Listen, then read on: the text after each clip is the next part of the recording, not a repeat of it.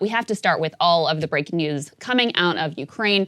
There are developments just this morning that we will get to in a moment, but to catch you up to speed, bottom line is massive escalation, both in terms of rhetoric from the U.S. side, a tone shift from the Russian side, also actual escalations on the ground, mutual accusations of ceasefire violations, and a sort of ginned up refugee crisis that is unfolding as we speak.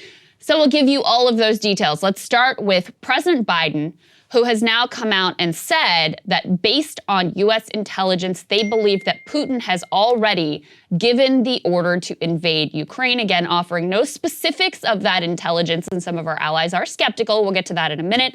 But here's what the president had to say. In any way? Oh, Is your sense that this is going to happen now? yes. My sense this will happen within the next several days. What are the things that will there any diplomatic path still available? Yes, there is. There's a clear diplomatic path. That's why I asked Secretary Blinken to go to the United Nations and make his statement today. He'll lay out what that path is. I've laid out a path to Putin as well on, I think, Sunday. And so there is a path. There is a way through this. Are you going to call Putin? Will you speak to Putin? Are you going to call Putin? I'm not calling Putin. I have no plans to call Putin right now. Okay, and then the very latest this morning is that President Biden has agreed in principle to have a meeting with Putin if there is no invasion. Observers very skeptical that any sort of actual face-to-face meeting is really going to happen. And in addition, the White House now saying this morning, on top of that, the Kremlin has given the orders to invade. They're saying that they have compiled a specific list of Ukrainian individuals that they would target either to kill or to imprison. These would be dissidents. These would also be LGBTQ people. That's the word from the White House. President Zelensky from Ukraine continues to really castigate the U.S. and Western powers for their entire response to this, complaining very much about how they're using all of this heated rhetoric, freaking people out in Ukraine, but not actually taking really any specific actions. Let's take a listen to what he had to say. And we are being told that you have several days and then the war will start. And I said, okay, then apply the sanctions today. Yes, they say, we apply sanctions when the war will happen. I'm saying, fine, but you are telling me that it's 100% that the war will start in a couple of days. Then what are you waiting for? We don't need your sanctions after the bombardment will happen, and after our country will be fired at, or after we will have no borders, or after we will have no economy, or parts of our countries will be occupied. Why would we need those sanctions then? What is this about? In terms of NATO, we had a lot of debates regarding this, and there were lots of discussions about the world leaders and my friends. And meanwhile, I have lots of friends among the world leaders. I will not name them because others will get offended. Ukraine is being supported. Indeed, but Ukraine needs security guarantees. We are smart people, we are not narrow-minded. We understand there are lots of different risks because of NATO. There is no consensus around of their allies. Everyone is saying there is some distance that we need to go between Ukraine and the NATO, that we need to walk. All we are saying is, tell us, how much time does it take to complete this distance? So very much a put up or shut up moment there, both in terms of, hey, listen, like all of this rhetoric and saying, oh, it's specifically going to be this day of invasion, massive, crushing the Ukrainian economy. And meanwhile, they're saying, and you're not really doing anything, you're just freaking everybody out and costing our economy. And then same thing on NATO, saying effectively, look, we get it. If you don't really want us in there, like, just tell us, be upfront with us, and then we can work with that. And of course, NATO being potentially one of the key points of tension here with the Russians. Our vice president, I got a couple more pieces here to just set up the story of everything that's happened. Our vice president being as profoundly unhelpful as she normally is and unimpressive as she normally is. Let's take a listen to what she had to say. It requires sometimes for us to put ourselves out there in a way that maybe we will incur some cost. And in this situation, that may relate to energy costs, for example. But we are taking very specific and appropriate, I believe, steps to mitigate what that cost might be if it happens. So she was asked there what Americans should be prepared for if war happens, and basically has a word salad there where she says nothing's well, over. and possibly higher gas prices. So, wow, that could be great for the U.S. economy and for U.S. consumerism. Not like we have a problem. There's a lot to say here, which is that I remain mystified by all sides. So the U.S., as you say, we say the invasion is imminent. We say that Putin has already given the order. And then Zelensky is like, okay, if that's true, then sanction them. But also, that hasn't happened. I'm not whitewashing what's happening here whatsoever. Let's go ahead and put that next thing up there on the screen in terms of some of the other activity. Beyond what Zelensky, has said there is remaining some actual conflict happening in eastern Ukraine. So specifically, there was a high level of shelling that we saw in Donetsk. I may be mispronouncing it, and I'm sorry to everyone who's involved. But this matters because those eastern Ukrainian areas have basically been in a civil war for the last 8 years. And the separatists there are Russian-speaking. They're supported by the Russian government. Some of them are even involved in, remember that shoot down of that Malaysian aircraft several years ago? So, look, I'm not saying they're good people. They have very big, strong ties to the Russian government, if not outright cutouts themselves. Right. But what's happening now is that they're being used in a potential kind of proxy way. So there's a lot of observers who say that if an invasion were to come, what it could look like is that would have a refugee crisis. And by refugee crisis, I'm using air quotes for those just listening, because the prospect would be that the Eastern Ukrainian militias are saying, no, you have to leave, basically go into Russia, and then use that as a pretext to say, Russia, you should come in order to guarantee our security. 2 Ukrainian soldiers were actually killed in the shelling over the weekend. Again, the problem here is that there's so much propaganda around both sides about what's actually happening in terms of this actual shelling in this conflict. I was not able to get to the bottom, Krystal, of what this was actually about who the munitions were even supplied by, and whether there's a pretext or not. You do have some legitimate grievances that the Russian minority-speaking population in Ukraine does genuinely have in terms of not being able to speak Russian. This is a big problem in the former Soviet Union, like Latvia. There's actually a large stateless group of people who are Russian who have been, I'm not saying they're maltreated because they were Russified in the first place, but it's post-Soviet conflict is a problem. And the issue right now with the shelling is that Russia is looking, and has long been, saw themselves the guarantor of Slav rights, and specifically Russian-speaking rights in Eastern Europe, could be using this as a pretext possibly to take it over. So if there is a takeover, and again, the Russian Duma and others have recognized Donetsk specifically as part of Russia, then that's what an invasion could look like. So I think what we can say for sure, acknowledging that there's a lot of propaganda that's hard to sort through, both from the Western media and also from Russian media, is we see some increased saber rattling from the Russians that is different from the tone that was coming out last week. Right. Last week, it was much more, we want a diplomatic solution, we're withdrawing our troops. Now we have the Russians, let's put the BBC tear sheet A5 up on the screen. We have the Russians saying, we're going to keep troops in Belarus and continue the sort of exercises and war games that we're doing there. So that's a definite escalation. You also had nuclear readiness tests that they engaged in, another sort of chest beating, saber rattling kind of actions. We had an escalation, because I think it is important to remember that, yes, there's been a civil war going on in these Russian separatist regions for 8 years now, but you had an significant spike in allegations of ceasefire violations. So mutual allegations, and of course, one of the things that U.S. intelligence has been saying is, they're going to accuse the Ukrainians of some sort of an atrocity or an attack that's going to justify their invasion.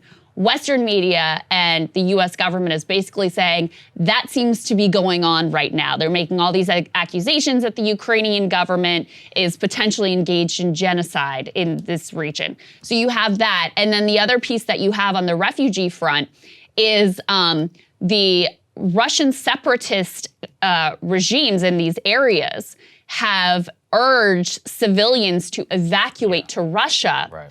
Thousands of them reportedly are doing so, and you have the Russian government paying them in order to leave and go to Russia. It's something like $130.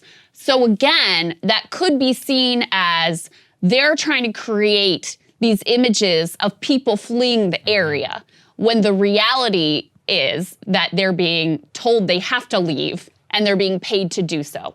So I think the thing that we can say is that there's definitely been, last week we talked about the sort of Russian propaganda was not preparing their population for any sort of war and invasion. That propaganda has definitely shifted now. Dramatically shifted the last They're couple of days. still saying like, of course we don't want to invade, but now they're starting to lay the groundwork of, oh, but we may be forced to do something we don't really want to do.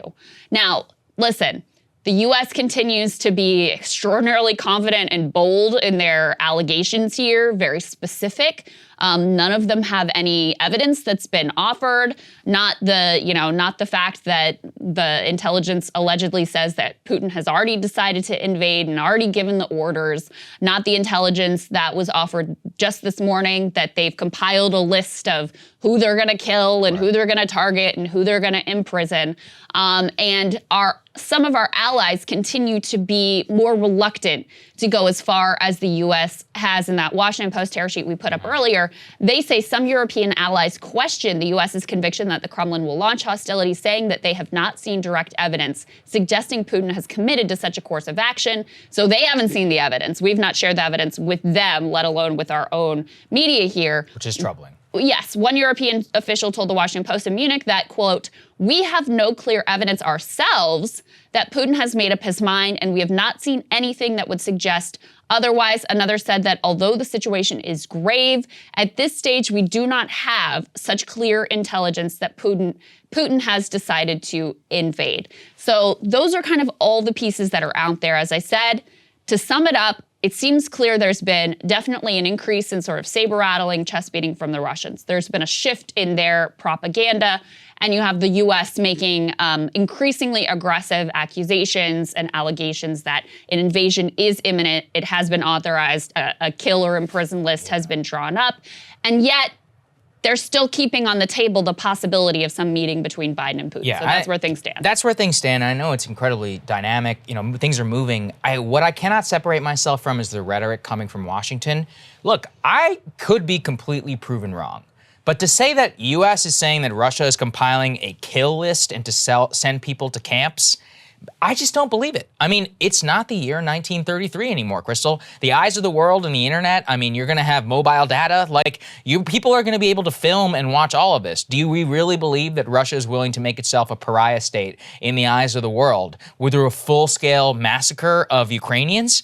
Maybe. I mean, look, then they're a lot more like the Nazis, than I would have thought. That being said, I don't think this is Poland 1939. I mean, there has never been any evidence, even in terms of the way the Russians conduct themselves in Chechnya back in the 90s. Obviously, there was bombing. There was a lot of action, and terrible action really by the Russian military and killing of civilians. But they took great care in order to try and move the propaganda war away from being able to be criticized from the West. And that was a civil war in their own country. Here we would have an invasion of a European state. Granted, yes, long-standing ties. So, look, it's possible. That being said, it is true. It's not like Russia is its own self-contained economy. I mean, they are deeply dependent upon Europe. And if you saw what the U.S. is accusing Russia of saying that they're going to do, that would almost certainly lead to at least some sort of cutoff, with sanctions unlike the world has ever seen, and possibly not even sanctions, like the full-scale turning off of the gas. Well, I mean, and that would probably be supported, right? This is what Zelensky's saying. Is if these allegations are true, if they've given the orders, they've got the kill list, they're sending people to camps, like, what are you waiting around for, is what Zelensky is saying. Again, put up or shut up. And the fact that, of course, the media has been given no evidence. It's just like, take our word for it. With no skepticism, like I just gave you, being like, really? And is that really what's going to happen? A lot of these reports, too, it's like just one anonymous U.S. official, which you should have at least two independent sources when you run with something, but they'll just, they're reprinting anything that they're told right now. So you should be skeptical there. The fact that our allies have also not seen this purported evidence should also cause you a little bit of skepticism that maybe things aren't as solid or as clear-cut as what the U.S. officials are saying. And of course, there's absolutely no reason to trust Russia in any of the things that they are saying either. This morning, we're also getting more alleged details of the U.S. plans in terms of sanctions. This is from Reuters. They're saying that Biden has prepared an initial package of sanctions against Russia that would include barring U.S. financial institutions from processing transactions for major Russian banks. So that would impact the entire population. That's not just targeted at Russian elites. They also say that there could be specific restrictions put on Russian individuals and companies, placing them on the specially designated nationals list that would effectively kick those specific targeted people and companies out of the U.S. banking system altogether and freeze their U.S. assets. You know, this article is kind of wild, though, because they say that, you know, the goal of these sanctions would be to hurt the Russian economy, but not the Russian people. How does that work? And they even say that the goal is to cause inflation, trigger capital flight, and to have a short-term upfront cost on the Russian economy. How does mass inflation and capital flight not impact the Russian people? I love the way that they spin this stuff. Let's all be honest. Look, but here's the thing. Look, if Russia actually does what they're going to accuse them of, I'd be like, okay, fine. I mean, you know, if their government is really going to go through with this, then they should be deeply punished by the international financial system. Once again, though, what I would say is most likely, and this is just my opinion from what I can tell, it looks like, given the pretext and all of that, I think an annexation a la Crimea with the eastern Ukrainian separatist region looks incredibly likely, probably like 90%. In terms of what they're proposing, I mean, the U.S. continues to say, like, they're going to bomb Kiev, they're going to sack Kiev, they're going to take over the whole country. That just seems extraordinary to me. I could be completely proven wrong, but like I said, the eyes of the world obviously will be upon this, but also right now, one of the things going for Russia is the deep apathy in Europe and here towards what's happening over there. Most people don't care. So this was pointed out over the weekend. Before the invasion of Iraq, there were hundreds of thousands of French and British people who took to the streets, Berlin as well, to march against war. You go to any of those cities right now, nobody cares. I mean, people are saying nothing. Here in the United States, there's a very clear line from the domestic populace saying, we don't really care about what's happening in Ukraine. I'm not saying if you're Ukrainian, I know that sucks, but look, like, it's our country and we have to also respond to our domestic populace. If they actually legitimately sacked the capital of Kiev and committed the atrocities, that would change dramatically the international picture. And I don't think that, maybe if they're truly dumb enough to do that, okay, you know, maybe you're much more bigger idiots than I ever thought, but it just doesn't seem as likely, in my opinion. So look, that's my kind of read of where things stand, Krystal, but it's a very dynamic situation. And I continue to be just deeply skeptical of Washington's rhetoric. Jake Sullivan was on television. We're, you know, recording this in the morning. Jake Sullivan was just on TV a couple of minutes ago, and he just said that an invasion of Russia could come within hours. But at a certain point, this comes down to like the boy who cried wolf. It's like, you said they're going to invade on February 16th. That didn't happen. They said that there would be like a putsch and that there would be a takeover if President Zelensky left Ukraine and came to Munich. And then that didn't happen. So it's like, how many times are you going to continue to say these grave warnings? The funny thing, too, is that the U.S. media continues to spin this like, oh, like they've been correct all along? Right, yeah. They acknowledge, because the pieces that they can point to are, you know, you have this sort of manufactured refugee crisis, you have the saber rattling, you have, allegations of Ukrainian hostilities that could be used to justify an invasion. So they're like, we were right and the U.S. government was right. But they just completely ignore those very specific predictions that did not come true whatsoever. I do want to say on the sanctions, because I disagree with you there, I'm totally on board with any sanctions that target Russian elites and, Russian oligarchs. But I think what we've seen throughout history is, first of all, I don't support anything that's going to hurt Russian civilians. And I think we've also seen the way throughout history that those sanctions have massively backfired and haven't ended up have just serve to create more hostilities. Because what happens in Cuba? What happens in Iran? They can point to U.S. government sanctions and say, this is the reason why your life is miserable. It's not because of our actions. It's not because of our failure. Same thing in Venezuela. And so it gives corrupt regimes sort of an out for their own failings to their population. It hardens sentiment against the West, and I don't think that it has ultimately proved effective. But we're not there yet in terms of what sanctions are actually going to be levied. This is just what's being reported this morning. Yeah, we don't don't know where it'll go. Again, I'm saying that I would only like in the most extreme, basically they act like Nazis. But then it's pariah regime should be treated as so. But look, we'll see in terms of how they conduct themselves. Lots of accusations flying around from Kiev to Washington, Berlin. I think the only thing we didn't mention is that President Macron did speak with Putin. Yes. And that he did. He claimed that there was still a path forward towards diplomacy. There was a second call late last night, like 1 a.m. Moscow time. And apparently that call, it was a similar tone. Right. And it's interesting why it's Macron that has kind of stepped up to fill this void. I mean, first of all, you have Boris Johnson, not exactly in he's not in great standing right now. Not a lot of credibility with his own population, let alone the world community. Of course, Merkel is no longer there, and Macron also has his own election that he's looking towards, so trying to step into this role. And his tone has also shifted some. I mean, last week he was very much, we believe in a diplomatic solution. A diplomatic solution is on the table. This is the direction we're going in. Now, the French foreign minister said in a statement that the acts and the words of Russia do not align and warned Russia against any further violation of the territorial integrity of Ukraine. So there's definitely been a huge shift in tone from the Russians since we last spoke with you last week. Major escalations in terms of level of tension and sort of potentiality of an imminent threat.